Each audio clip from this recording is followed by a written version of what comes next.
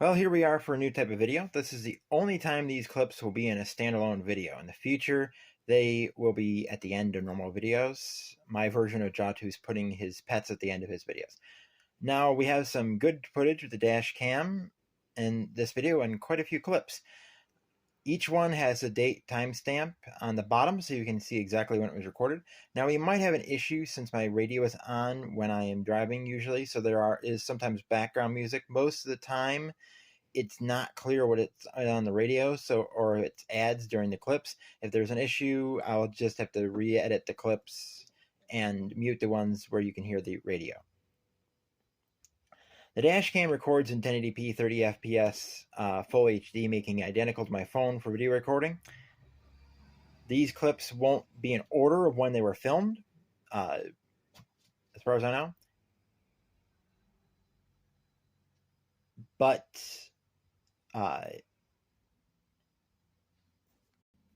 the stamp on the bottom left will tell when they were. Also, I posted a few days ago stating I was having an issue with the footage. That has been fixed by putting the video file onto my computer, putting each one through Movie Maker to trim down to the event and convert the file to an Android type MP4 file, which then is emailed to myself, downloaded on my phone, then edited together on my phone with PowerDirector. Now, first we have a 9-second clip of a resident along East Lake Road in Castile doing something that is posted about frequently on social media. Blowing the grass clippings from the lawn into the road. Not only is this a dangerous act because it can cause motorcycles to wipe out when they hit the grass clippings, but it's also illegal to blow debris or snow onto a road. Watch the left side for this clip.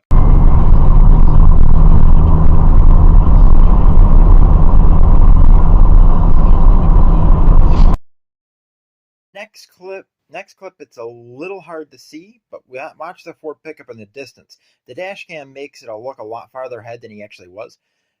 When he pulled out in the oncoming lane, seemingly for no reason, he did not pass the white truck ahead. He simply moved in the oncoming lane for a short time and then moved back in behind the truck. No idea.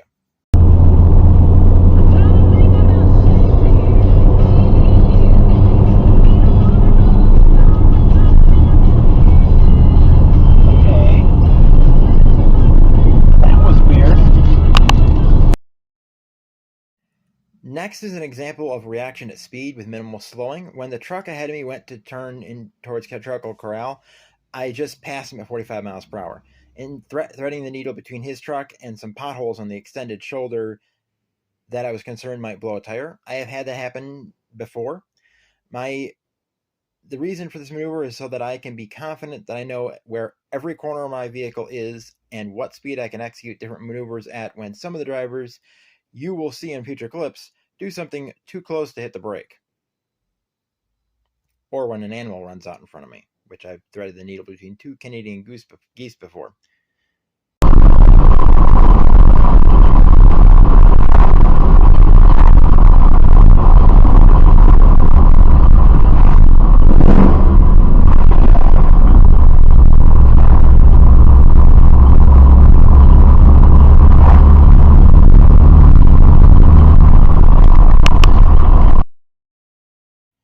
Next, we have a clip that was right after this, and I remember when this happened, so I know that I knew what order to put them in for these two and a couple others. I am coming north on NY39 and turn onto NY246 in Perry just in time to catch an SUV run the Mill Street stop sign. New York State vehicle and traffic laws state you must come to a complete stop, and that does not mean your stop behind the vehicle in front counts as your stop. The second running of a stop sign is a little gray area since he waited at a four-way stop with no one else there instead of moving up and stopping again, but the Mill Street one was definitely a failure to stop.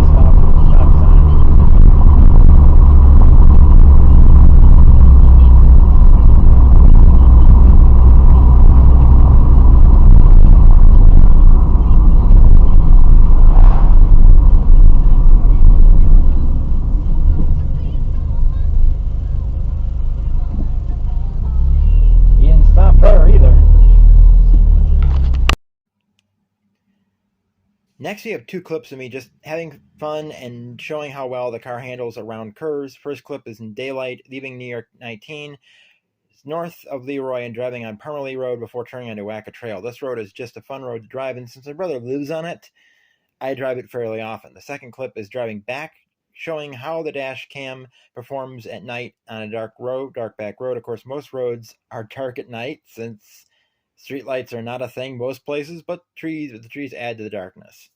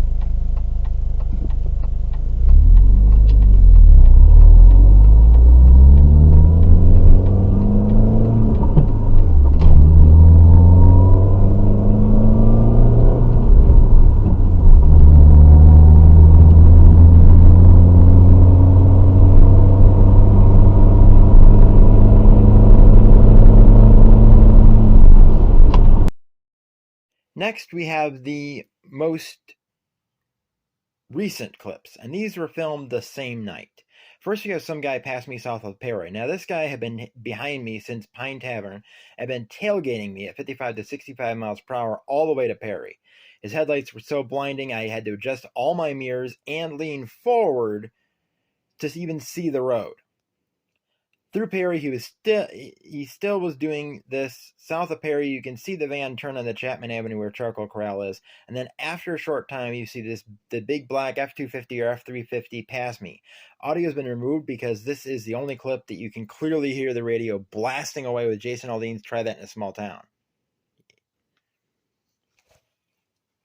Easily heard on the footage. Not looking for a copyright strike.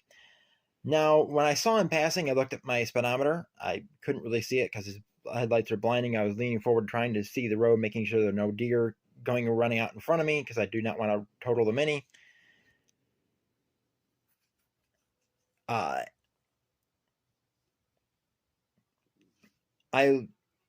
looked down my speedometer and I saw I was going 65 miles per hour, 10 miles per hour over the speed limit, and I stayed at that until I had to slow to turn it right on East Lake Road to see how quickly he got ahead of me. He was a mile down the road or more when I made the turn, showing he had to have been going 80 miles per hour on NY 39 heading toward Castile.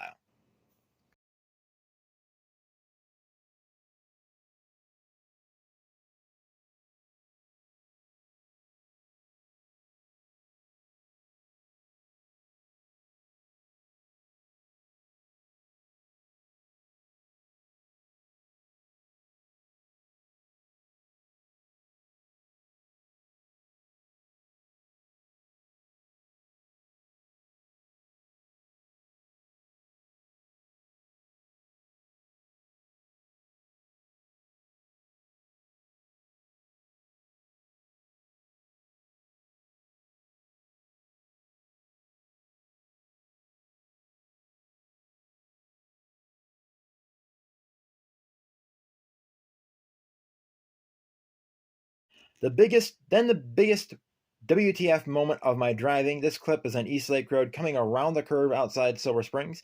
This one might get the video age restricted with the F-bomb I drop when I see what this person is doing. No spoilers. Let's just roll a clip. Swelling at the injection site, fatigue, headache, muscle, and joint pain. For full prescribing information, please call 1-855-213-2138 or visit GoodNarcomoney.com. At Granger, we're the ones who pay attention to every little. When I first saw that, I thought it was roadside reflectors.